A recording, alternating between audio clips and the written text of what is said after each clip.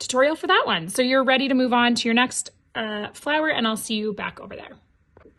All right, so I have DMC 3865 on my needle in 3 strands, and I'm gonna start this flower here. So the one thing that I'll say, this is the satin stitch, but we're using it in a flower version, so I call it the satin stitch flower.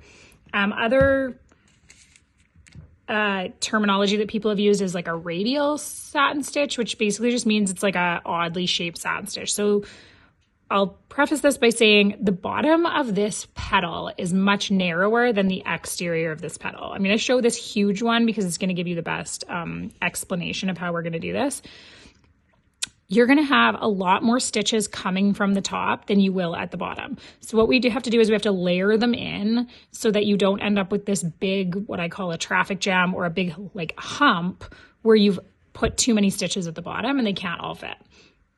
So another thing that I'll note is that you're going to end up covering these tiny little like dashes that come out, and that's okay. They're there as a visual guide, but the reality is you won't be able to see them when we actually get to stitching them. So you do have this pattern in your digital guide, and you can reference it. You can kind of look at it to see what they look like, just to give you an idea. And they don't have to be in the exact spot that they're drawn on this sampler. It's just not possible. You can't stitch over something and then see it after. So we can just reference it as a visual guide in our pattern. Okay, so then first thing we'll do is we'll stitch straight down the center, just like we did with our little ones. And we're going from top to bottom, creating a nice long straight stitch. That's actually not that much in the middle as it could be, but that's okay. So again, we're making sure that we're stitching from the outside of that line. It just helps cover the black line instead of having the black line showing. So I'm going to actually do, for this huge one, I'm going to do 2 straight stitches that both extend all the way. And I've kind of now cut my flower in half, and then we'll work on one side at a time. So I'm coming up. It's hard to find my place right now. I want to be very specific about where I come up. Oh. Okay. So we're going to come up and we're going to actually do a shorter stitch. I'm going to go about maybe halfway, and see how I'm kind of tucking it in behind these other stitches. That's one of the tricks too, is to make sure that it's like not this blunt stop. It's all kind of covered by your other stitches, helps so that you don't see that blunt stop. But what will also cover it is this next stitch, which is going to be slightly longer. But again, kind of tucked in so that it's not totally visible that it's shorter. But because it's longer than the last one, it will cover where that other one ended.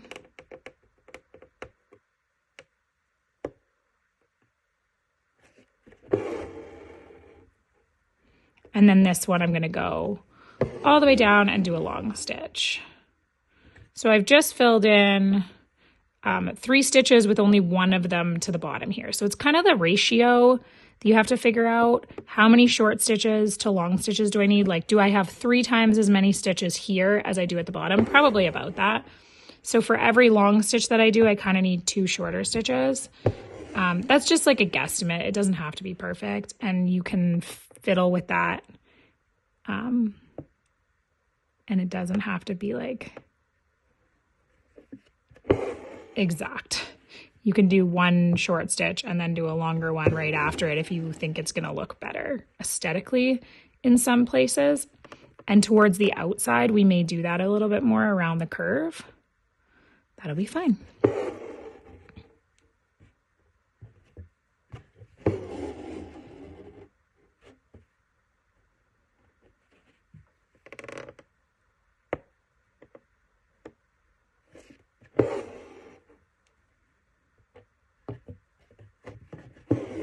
So we're just doing short, and then a little longer, and then the longest.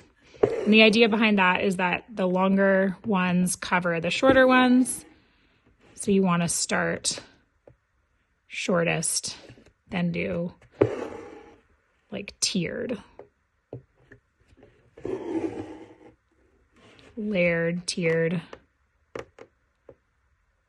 So as you can see, I'm running out of space down here. I've probably only got really 3 stitches left to fit in there. And I probably have even more that need to go at the top, like then. So I'm gonna do an even more graduated. I'm gonna do 2. And add 1 more that doesn't even go down to the bottom.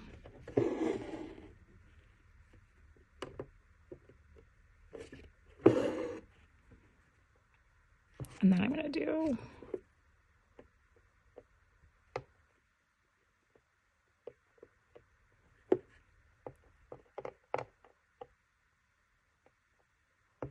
sorry, I'm trying to get it tucked in nice and close right in the correct spot. Which when you're stitching for a tutorial, it can be kind of hard to get your eyes close enough. For this flower, you can tell sometimes I have my face directly up against. So I'm going to do this one quite short. Because again, I'm trying to fit in quite a few stitches around this curve. And a little longer.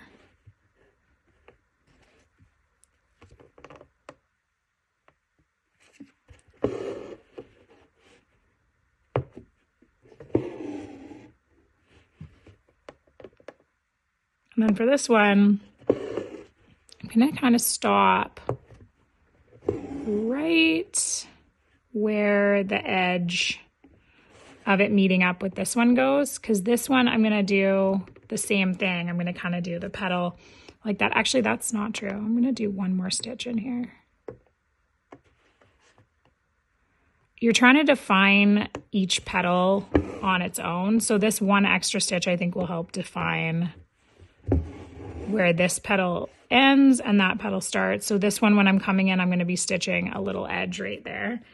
And what I might do right now is I might show you, so this half, you're going to do the exact same thing. You're just going to do exactly what I did over here. I'm going to show you this half of this petal, which is up against it, just so you can see how you define each petal without making them kind of, they do blend together like a little bit, like you can see on, I'll show you quickly on the example one, like they do blend together, but you are meant to be able to define which petal is which, so a little bit. So we're going to do the same method, doing 1 long and then 1 short. Got a knot. So when we get a knot, to kind of pull back and undo it. I'm just going to make sure that my fabric is tight in there. If it starts to slack like that, you want to pull around the edges just to tighten it back up, because the slack does not help the finished look when you're stitching.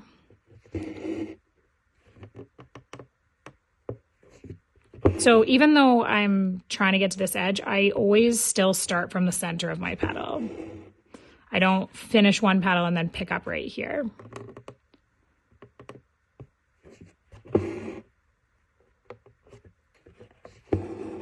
can actually see right here where you can see where that 1 stitch ends and it doesn't cover it. So I'm going to go back in and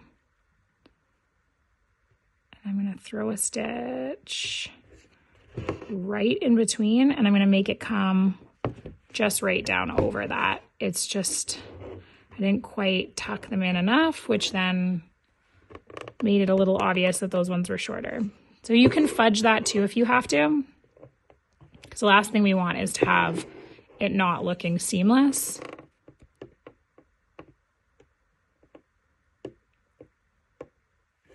And that's where tucking it in behind is like your best friend, because you really, as long as you're tucking it in behind a longer stitch, it makes it harder to see that, it makes that shorter stitch less visible. especially as we come to the edges where they're meeting up with another section, you're wanting to get as many stitches in, and they can't all make it down to the center. So I'm going to do one longer one now, and then the rest now around this corner, I'm going to tuck in behind my longer stitch, because I don't want them to overlap my other petal, which is how I'm going to keep them from defining one petal to the other. So I'm just tucking them in behind. And then if it looks like they're too separated right now, don't worry, I will, once I fluff it up a little more. Okay.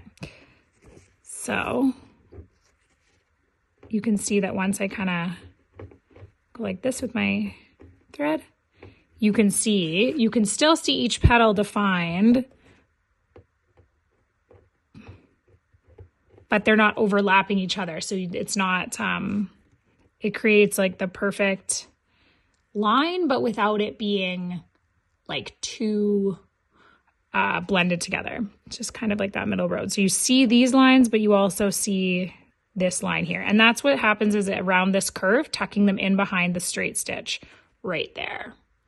So I'll finish off with the thread that I have on my needle, but that should give you a good idea or a good knowledge base for going around, and you just apply those principles to the rest of the pattern.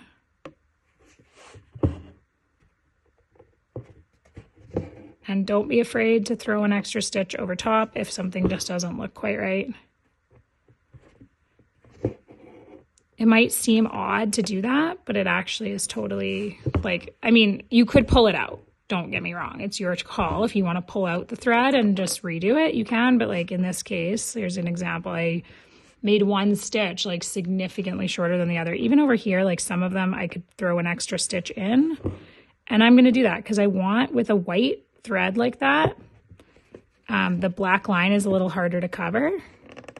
And you really want to cover that black line. So if you want to go in, just fill in the gaps where the black line is still showing.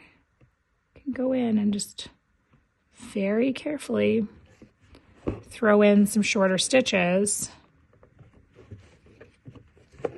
to fill in the line at the top. And in this case, I went like too low on one stitch, so I'm going to do the same thing, except I ran out of thread.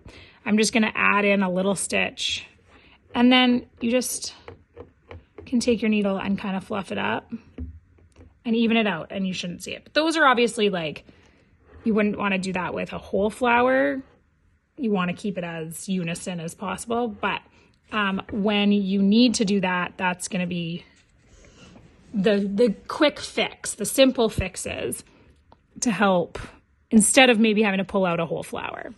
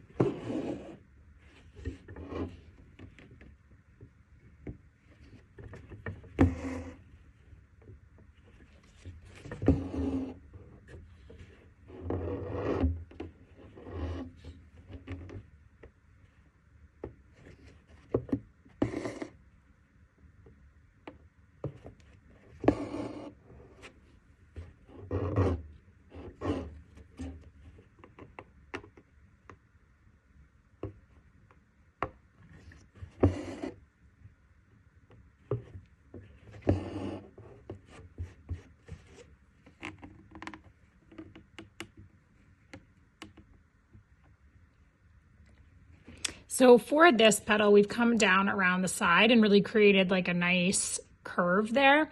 And then we're wanting to do this petal, which is going to look kind of like it sits in the background instead of the foreground. So because some petals you want to sit more forward and the others sit a little bit behind, I'm going to just show you quickly how I would do this one. So I'm doing the same method of just doing one straight stitch through the center and then curving that one in behind. And then I would do quite a bit of in behind because I don't want my stitches to cover this curve here. So I'm going to tuck in behind here. And then for my long stitch, because this is such a short and small stitch, I'm coming as far down as I can to layer in without trying to cover the edge of this petal here. You kind of just have to eyeball it. And then for this little curve right here, I'm going to do the same thing I did on the other side with the little curves, and I'm mostly just going to tuck them in behind my section of longer stitches.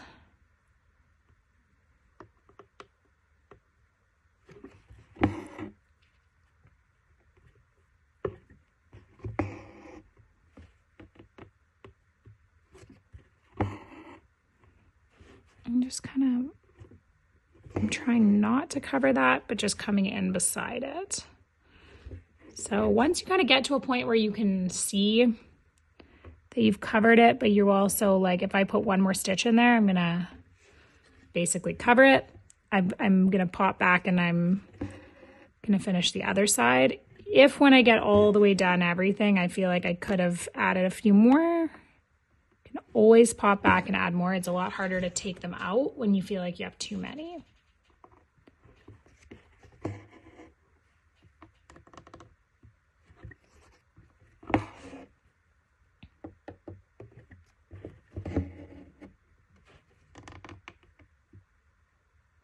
So one tip is to do the ones that maybe look a little bit like they're pushed more forward.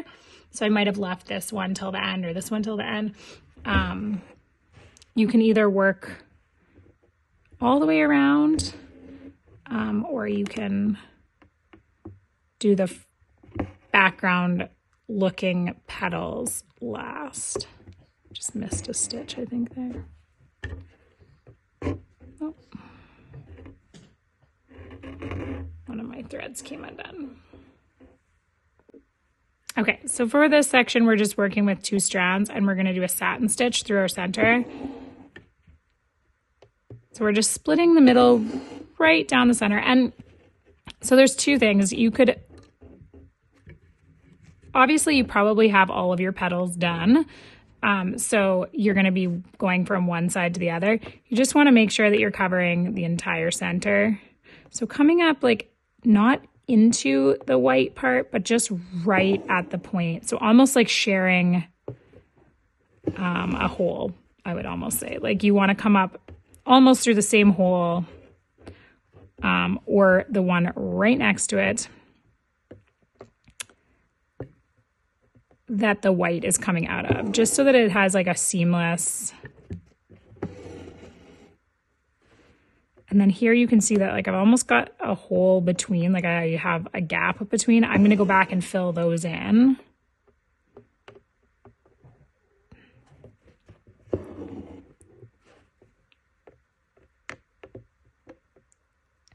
You're just doing a satin stitch all the way across. We'll do half of this.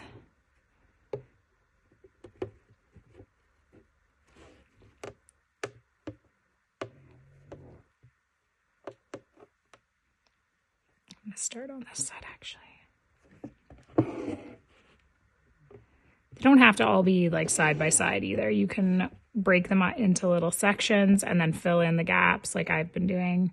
Or you can do them, I can't even get my needle to come up anywhere near where I want it to. Or you can come up like one after the other. But a straight stitch is just or a satin stitch is just a straight line straight through the center of the space.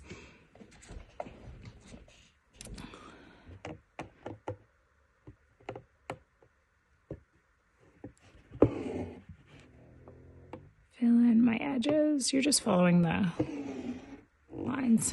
Okay, so we're gonna do our little pistils, and we can see, like, you can look at your digital file to see the like kind of depth, like how deep, but you're just gonna go do some little straight stitches into it. This is probably gonna be my longest one.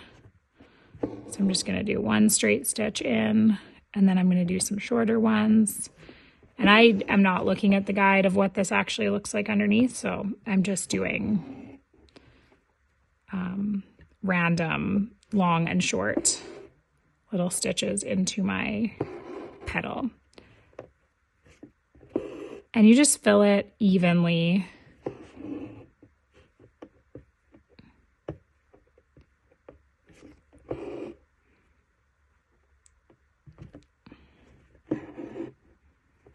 We're using 2 strands. And you'll just do straight stitches all the way around, making sure that they're kind of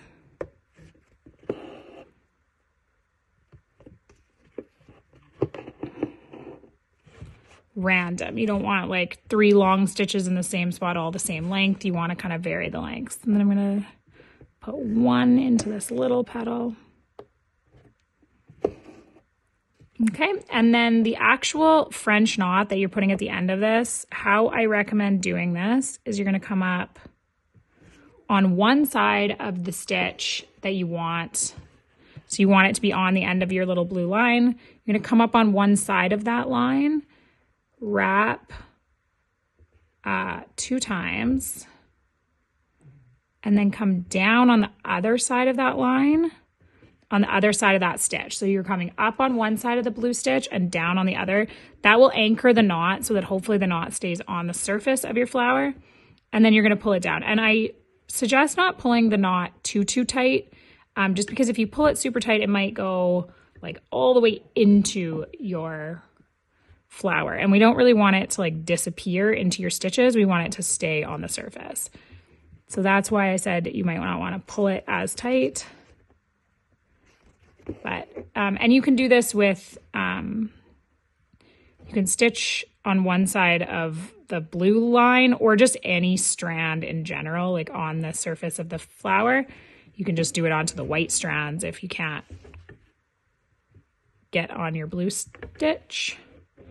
It's just to anchor it so that it doesn't slide between. So if you want to go over top of a strand, so that the strand holds it on the surface of the fabric.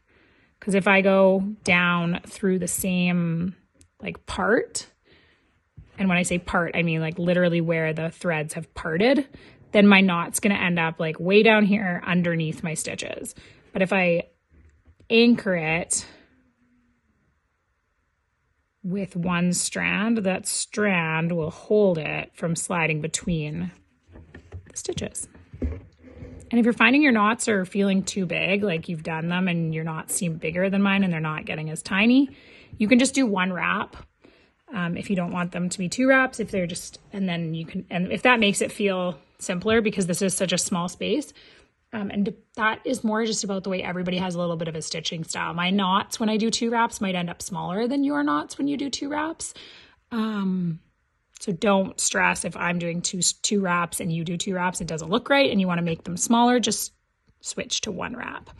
Okay, so you'll do that all the way around for each of your lines. If you